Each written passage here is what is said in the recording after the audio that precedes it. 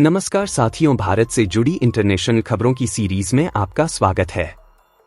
भारत ने चली ऐसी चाल कि बांग्लादेश का बदला पूरा नक्शा। पाक के खुशी को 6 घंटे में कर डाला खत्म। बांग्लादेश छोड़ने के बाद शेख हसीना भारत ही पहुंची। क्यों? भारत के इस कदम से चीन और पाकिस्तान में आया भूचाल। दोस्तों, इस समय बांग्लादेश की हालात पूरी तरह से खराब हो चुकी है। वहीं दूसरी तरफ पाकिस्तान खुशी से झूम रहा है। लेकिन यह खुशी ज्यादा समय तक बरकरार नहीं रही, क्योंकि भारत ने ऐसा खेल खेला कि पूरा पाकिस्तान हिल गया।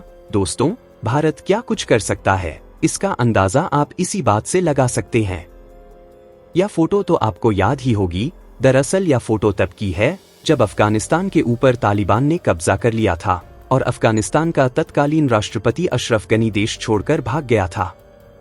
खैर, जैसे ही तालिबान ने काबुल पर कब्जा किया, उसके 2-3 दिनों के बाद ही पाकिस्तान की खुफिया एजेंसी ISI का जो प्रमुख था, वह चाय का कप लेकर काबुल में मौजूद था, जो अफगानिस्तान की राजधानी है, और इस फोटो को क्लिक करवा रहा था। इसके बाद इस फोटो को दिखाकर पाकिस्तानियों ने भारत को खूब चढ़ाया था कि हमने तुम्हारा अफगानिस्तान से सफाया कर दिया। इतना ही नहीं, पाकिस्तानियों ने तो यह भी खुशी मनाना शुरू कर दी थी कि भारत उनके अनुसार अफगानिस्तान के जरिए पाकिस्तान में जो बलूचिस्तान के विद्रोही गुट है, जो बलूचिस्तान को पाकिस्तान से अलग देश बनाने की मांग करते हैं और उसके लिए भी रहे हैं, और उसके लिए अब लड़ भी रहे हैं पाकिस्तानियों से, उन्हें अब भारत की मदद नहीं मिल पाएगी। उनकी जो आजादी की मांग है, हमेशा हमेशा के लिए खत्म हो जाएगी। साथ ही पाकिस्तान सुना कि जो लोग थे खुले में टीवी पर आकर बोल रहे थे कि जो सीपेक प्रोजेक्ट है, यानी कि चीन पाकिस्तान इकोनॉमिक कॉरिडोर प्रोजेक्ट, जिसके तहत पाकिस्तान अधिकृत कश्मीर और अक्षय चीन तक करीब 3 लाख करोड़ रुपए की लागत से आर्थिक गलियारा बनाया जा रहा है, इसके जरिए चीन की अरब सागर तक पहुंचे हो जाएगी। अब उसे कोई नहीं रोक सकता। लेकिन आज स्थिति क्या है? 2021 की घटना को आज 3 साल हो चुके हैं, और इन 3 सालों में पाकिस्तानियों की जो खुशी हुआ करती थी, जो जोश हुआ करता था, आज गुस्से और जूझलाहट में बदल चुका है। क्योंकि अफगानिस्तान में तालिबान का राज आने के बाद इनका प्यारा मित्र तालिबान उनकी ही लंका लग रहा है। उनके देश में आतंकी हमले में ऐतिहासिक उछाल आया है। सीपेक प्रोजेक्ट पर लगातार अटैक हो रही है, और बलूचिस्तान की जो मूवमेंट थी, जो पहले काम हुआ करती थी, अब वह 50-60 गुना बढ़ चुकी है। पाकिस्तान सेना के लोग रोज दर्जनों की संख्या में मारे जा चुके हैं, और उनके सैन्य बेस पर अटैक हो जाते हैं जैसे कुछ हुआ ही ना हुआ हो, क्योंकि यह एक नॉर्मल रूटीन बन चुका है। आए दिन पाकिस्तान सैन्य बेस पर अटैक होना, वह भी पाकिस्तान के अंदर। लेकिन आप यह भी जानते ही हैं कि यह पाकिस्तान है। इनकी पूछ 12 साल तो छोड़िए, आप 50 साल भी रख लो नली के अंदर, वह कभी सीधी नहीं होगी, और वो कभी बाज नहीं आएंगे। अपनी बेइज्जती करवाने से कुछ ऐसा ही होता दिख रहा है। ऐसा क्यों? तो दोस्तों, पूरी खबर क्या है जानेंगे इस वीडियो में। लेकिन उससे पहले, शेख हसीना को भारत में शरण मिलने से पाकिस्तान की जो खुशी है, वो शोक में बदल गया। उसके लिए इस वीडियो पर एक लाइक तो बनता है। फटाफट चैनल को सब्सक्राइब भी कर दीजिए। दरअसल आज बांग्लादेश के अंदर आप जानते ही हैं कि तख्ता पलट हो चुका है, और भारत की करीबी माने जाने वाली प्रधानमंत्री शेख हसीना का इस्तीफा हो चुका है, और वह अब देश छोड़कर जा चुकी है। वहां पर सेना का कंट्रोल आ चुका है, और टेम्परेरी गवर्नमेंट फिलहाल बना दी गई है। लेकिन कब इलेक्शन होंगे, कब वहां सरकार बनेगी, किसी को कुछ नहीं पता। लेकिन इसको लेकर पाकिस्तान के लोग सबसे ज्यादा खुशियां मना रहे हैं। फिर से भारत को कह रहे हैं कि हमने बांग्लादेश से तुम्हारा सफाई करवा दिया। इतना ही नहीं, कई लोग तो ट्विटर पर यह भी लिख रहे हैं, ईस्ट पाकिस्तान। जी हां, बांग्लादेश बनने से पहले इसका नाम था ईस्ट पाकिस्तान। तो ईस्ट पाकिस्तान को हमने फिर से आजाद करवा लिया है, और भारत से इसका बदला भी ले लिया है। लेकिन कोई उनसे पूछे, कैसा बदला ले लिया? तुम्हारे देश के 2 टुकड़े तो हमने कर दिए। ऐसा तो नहीं कि बांग्लादेश तुम्हारे में फिर से मर्ज हो जाएगा।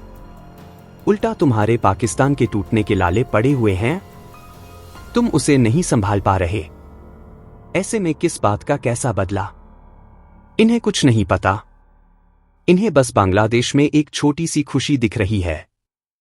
भारत का समर्थन करने वाली प्रधानमंत्री हट गई है। सेना का राज आ गया है।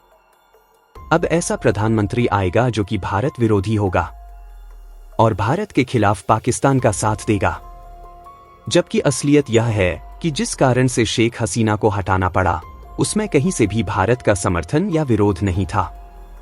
यहां तक कि जो स्टूडेंट प्रोटेस्ट कर रहे थे पूरे बांग्लादेश में, उन्होंने कभी भी एंटी इंडिया नारे नहीं लगाई, ना ही भारत का विरोध किया, क्योंकि भारत ने किसी प्रकार का हस्तक्षेप नहीं किया बांग्लादेश में। यहां तक कि भारत का जो एम्बेसी है ढाका के अंदर, वह सबसे सुरक्षित जगह मानी गई इस प्रोटेस्ट के दौरान, और वहां पर कोई भी अटैक नहीं कर पाया। वहीं भारत ने एक अच्छा काम यह कर दिया कि हमने शेख हसीना को बांग्लादेश से सुरक्षित निकाला जरूर, लेकिन उन्हें भारत में शरण नहीं दी। हम उन्हें किसी तीसरे देश में भेजेंगे ताकि बांग्लादेश के आम लोगों में खासकर कि वह लोग जो प्रदर्शन कर रहे हैं, उन्हें भारत की छवि खराब ना हो, वह भारत को बांग्लादेश विरोधी ना माने। रही बात की क्या बांग्लादेश में एक एंटी इंडिया प्राइम मिनिस्टर बन जाएगा, तो बन जाने दो। मालदीव में भी तो एक एंटी इंडिया राष्ट्रपति बना।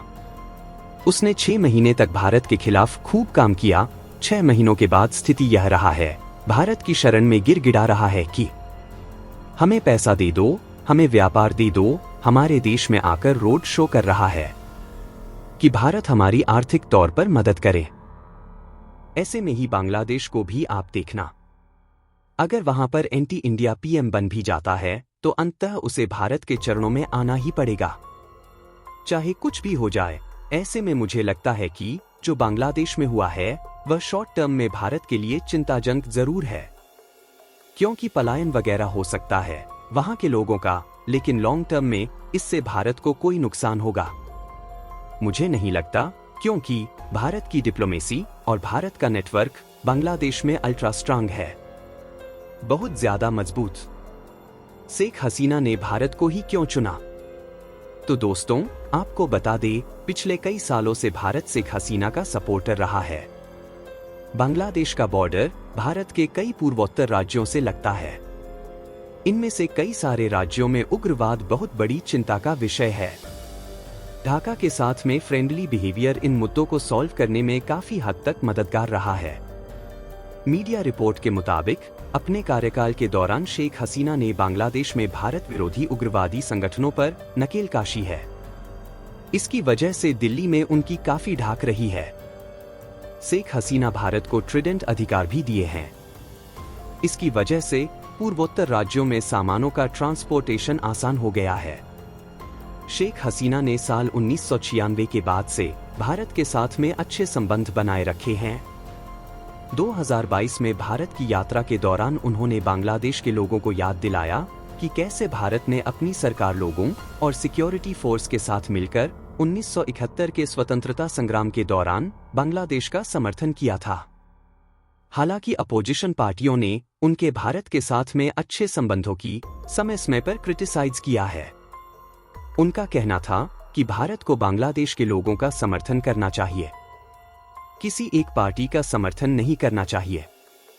पिछले एक दशक से भारत और बांग्लादेश के बीच रणनीतिक संबंध लगातार मजबूत बने हुए हैं। बांग्लादेश भारत की नेबरहुड फर्स्ट पॉलिसी का काफी प्रॉफिट ले चुका है। कनेक्टिविटी के क्षेत्र में भी दोनों देश काफी आगे बढ़ चुके हैं। इसमें त्रिपुरा में फेनी नदी पर मैत्री सेतु पुल का इनॉग्रेशन और चिल्हाटी हल्दीबाड़ी रेल संपर्क का शुभारंभ शामिल है। बांग्लादेश भारत का सबसे बड़ा डेवलपमेंट पार्टनर भी रहा है। नई दिल्ली ने लगभग 1/4 कर्ज की कमिटमेंट विधि है। इतना ही नहीं, बांग्लादेश दक्षिण एशिया में भारत का सबसे बड़ा बिजनेस पार्टनर है। साथ ही भारत एशिया में अगर दूसरे नंबर पर किसी देश से सबसे ज्यादा व्यापारिक साझेदारी निभाते हैं तो वह बांग्लादेश ही है। तो दोस्तों, इसके बारे में आपका क्या कहना है? कमेंट बॉक्स में जरूर बताइएगा। तो दोस्तों, आज के लिए इतना ही। फिर मिलेंगे अगले वीडियो में।